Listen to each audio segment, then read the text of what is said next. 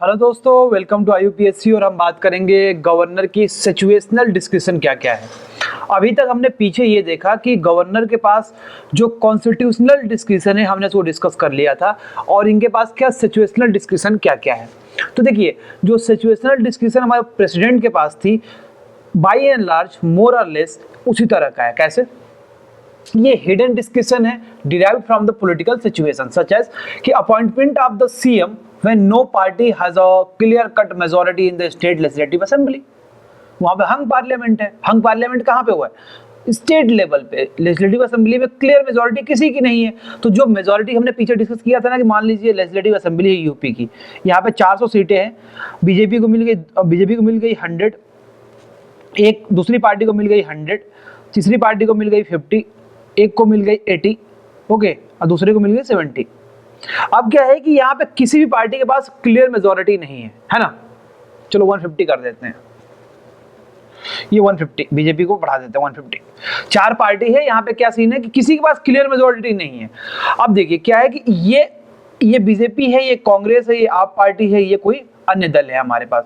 तब यहाँ पे किसी के पास मेजोरिटी नहीं है, तो इसके पास गवर्नर के पास एक डिस्क्रिप्शन ये होता है कि जो हाईएस्ट नंबर सीट यहाँ पे मिली हुई है, पहला केस कि या तो ये 100, 80 और 70 मिलकर, या 400 सीटें हैं तो ये लोग मिलकर अपना सरकार बना लें। 200 से ऊपर हमारी सीट हो जाए तो जो भी 200 के ऊपर कर देगा वो अपनी सरकार बना लेगा। ये तीनों लोग मिलकर अपने साथ बना ले तो सरकार इनकी बन जाएगी।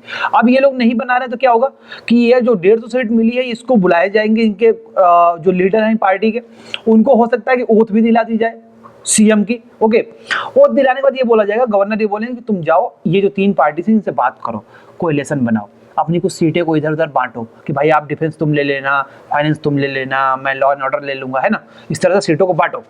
इससे क्या होगा कि जो चुनाव में खर्चा लग रहा है वो कम हो जाएगा। फिर 6 महीने बाद वो चुनाव, 6 महीने के अंदर चुनाव कराना पड़ेगा, उसका पैसा बचेगा, टाइम लैग हो रहा है वो बच जाएगा। उसके बाद जो डेवलपमेंट के काम जो रुके हुए हैं बिना सरकार के, वो सब चीजें बच जाएंगी। इसलिए ऐसा होता है। तो ये कहानी है। अपॉइंटमेंट ऑफ द CM है, no party has a clear cut majority in the state legislative assembly, बता दिए ना आपको। इसके बाद dismissal of council of minister when it is can not prove the confidence in the legislative assembly, कि council of minister को ये dismiss कर देंगे जब वो अपनी मेजॉरिटी को प्रूव ही नहीं कर पा रहे फ्लोर ऑफ द हाउस पे, उनको डिसमिस कर दो। Okay, dissolution of legislative assembly when council of minister has lost its majority.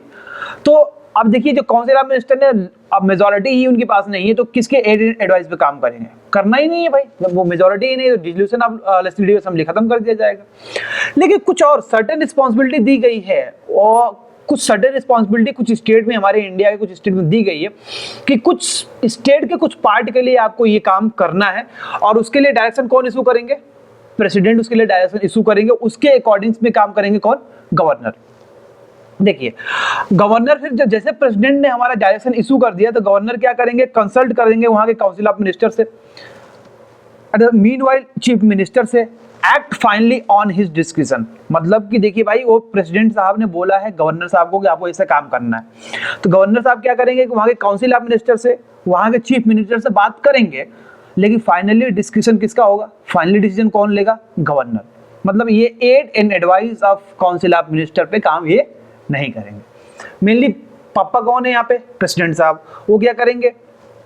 बोलेंगे गवर्नर भाई ये काम करना तुझे, ये कहेगा ठीक है भाई, काउंसिल ऑफ मिनिस्टर से बात कर लेता हूँ, इनसे बात कर लेता हूँ, इनके अच्छे आइडियाज हो जाएंगे। लेकिन एड एंड एडवाइस बाइंडिंग नहीं होगा। सच एज महाराष्ट्र में 2 रीजन है, एक विदर्भा रीजन है और एक मराठवाड़ा रीजन है।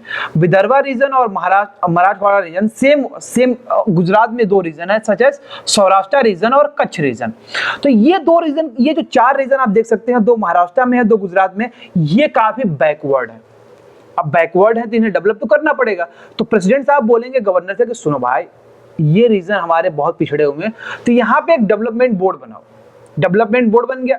डेवलपमेंट बोर्ड में मेंबर कौन होगा? लेजिस्लेटिव असेंबली को जो उस एरिया से चूज किए हुए हमारे MLA हैं, है ना, वो लोग उसके मेंबर हो जाएंगे। अब बोर्ड में मेंबर बन गए, अब क्या होगा कि मेंबर जैसे बन गए तो वहां पे क्या होगा? बोर्ड वहां पे स्टडी करेगी कि क्यों ये पिछड़ा हुआ है, कि इरिगेशन सिस्टम नहीं है, कि एजुकेशन नहीं है, कि वहां पे सोशल बैकवर्डनेस है, कि इकोनॉमिक बैकवर्डनेस है। पूरी रिपोर्ट तैयार होगी। रिपोर्ट तैयार होने के बाद गवर्नर क्या करेंगे? उसको टेबल कर देंगे हमारा किसमें? लेजिस्लेटिव असेंबली में। क्लियर? ये दोनों स्टेट में, एक्चुअल महाराष्ट्र और गुजरात 2 की बात कर रहा हूँ बस। वो जो रिपोर्ट होगी और लेजिस्लेटिव असेंबली में हमारी टेबल्ड हो जाएगी। उसके बाद उस पर क्या हमें करना है कि मान लीजिए वहाँ पे हमें वोकेशनल ट्रेनिंग देनी है, कि वहाँ पे टेक्निकल एजुकेशन देना है, कि एम्प्लॉयमेंट की हमें वहाँ पर अपॉर्चुनिटी इंक्रीज करनी है, अकॉर्डिंगली काम वहाँ पे होना शुरू हो जाएगा। ये हमारा केस है महाराष्ट्र और गुजरात का। नागालैंड को आगे हम डिस्कस करेंगे with respect to the law and order internal disturbances the Naga hills Tuensang area continue. इसको हम प्रॉपर नागालैंड को और हम मणिपुर को, ओके, मणिपुर और मिजोरम को, ये तीनों को हम अलग से डिस्कस करेंगे कि इनके वास्तव में नागालैंड में क्या रिस्पॉन्सिबिलिटी मिली हुई है गवर्नर को, क्या करना है नागालैंड में, क्योंकि ये बहुत डिस्टर्ब्ड एरिया है हमारा नागालैंड, मणिपुर, ओके, ये हमारा डिस्टर्ब्ड एरिया है, तो इसकी हम बात करेंगे ही करेंगे, अलग से बात करेंगे। अच्छा जी, असम में क्या है कि जो ट्राइबल एरियाज हैं हमारा असम में जो ट्राइबल एरियाज, क्योंकि भी ये यहाँ पे ऑटोनॉमस डिस्ट्रिक्ट तो आती है ना असम में, जो ऑटोनॉमस डिस्ट्रिक्ट है, तो वो उस एरिया में क्या करना है हमें कि वहाँ पे प्रेसिडेंट साहब बोलेंगे गवर्नर को कि यहाँ पे ये काम करना है, ये करेंगे। मणिपुर में regarding the administration of the hilly areas, जो मणिपुर में हमारा जो हिल एरिया रहा उसके एरियाज को हमें प्रॉपर तरीके से काम करना है। अच्छा, सिक्किम में क्या करना है, for the peace and ensuring social and economic advancement of the different section of the population. जो डिफरेंट सेक्शन ऑफ पॉपुलेशन हमारी सिक्किम में रह रही है, तो उनके एडवांसमेंट के लिए, उनके डेवलपमेंट के लिए लॉ वहां पे बनाना है या उनको सहायता करनी है। आंध्र प्रदेश में क्या है, with respect to the law and order in the state, क्योंकि आंध्र प्रदेश जब बना था तो उस समय तेलंगाना भी उसी के अंदर था, और रेड कॉरिडोर जो है वो आंध्र प्रदेश का जो हमारा तेलंगाना रीजन, वहां से हमारी बहुत ज्यादा दिक्कत होती रहती है। कर्नाटका का जो हमारी कहानी है, establish the separate development board for the Hyderabad in Karnataka region, मतलब गुजरात, महाराष्ट्र, गुजरात और कर्नाटका, ये तीन जो हमारी जगह आपको दिख रही है, देखिए महाराष्ट्र कहाँ पे होगा, यहाँ पे, ये है गुजरात, ठीक है, महाराष्ट्र, गुजरात एंड कर्नाटका, ओके, ये हो गया आपका कर्नाटका। ये तीनों के लिए आपको क्या करना है, डेवलपमेंट बोर्ड बनाना है, ठीक। उसके बाद ये तीन स्टेट आपके हो गए, नागालैंड यहाँ पे आपको मिलेगा, ये है नागालैंड। उसके बाद यहाँ पे सिक्किम आपका ये हो गया, ठीक। असम ये आप इसको आप बोलोगे मेघालय, तो ये क्या हो गया आपका, असम हो गया। सिक्किम हो गया। आंध्र प्रदेश का रीजन आपका यहाँ मिल जाएगा, कर्नाटका हो गया, ठीक है।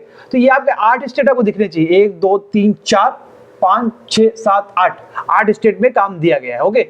तो आप देख सकते हैं कि यहाँ पे 3 स्टेट यहाँ पे लगे होंगे, चौथा यहाँ पे आंध्र प्रदेश है। इसके बाद आप देख सकते हैं कि यहाँ पे कौन सा वाला स्टेट आ रहा है, असम आ रहा है, यहाँ पे नागालैंड आ रहा है, मणिपुर छूट रहा है क्योंकि ये हमारा क्या है, मेघालय, और ये हमारा सिक्किम। मतलब कि 4 हमारे किससे आ रहे हैं, जो हमारे 8 स्टेट नॉर्थ ईस्ट में पड़ते हैं उससे आ रहे हैं। 3 हमारे किससे आ रहे हैं, जो हमारे वेस्टर्न घाट में पड़ रहे हैं, और 1 किससे आ रहा है, ईस्टर्न घाट से आ रहा है। मतलब 4 स्टेट जो आ रहे हैं हमारे नॉर्थ ईस्ट रीजन से आ रहे हैं, 1 स्टेट हमारा कोरोमंडल कोस्ट से आ रहा है, और 3 स्टेट हमारे कहां से आ रहे हैं, वेस्टर्न घाट से आ रहे हैं, ओके। तो दोस्तों अगली आप देखते हैं हम नागालैंड में, मणिपुर में क्या अलग प्रोविजन बनाया गया है कि जो नागा हमारा हिल्स है उनको वो कोई भी लॉ को नहीं मानेंगे, हमारा जो बन के जाएगा बेसिकली हमारे कॉन्स्टिट्यूशन से, उनका अपना एक अलग लॉ होगा, अलग प्रैक्टिस करेंगे, उसकी हम बात करेंगे अगले लेक्चर में। So thanks for watching, have a nice day.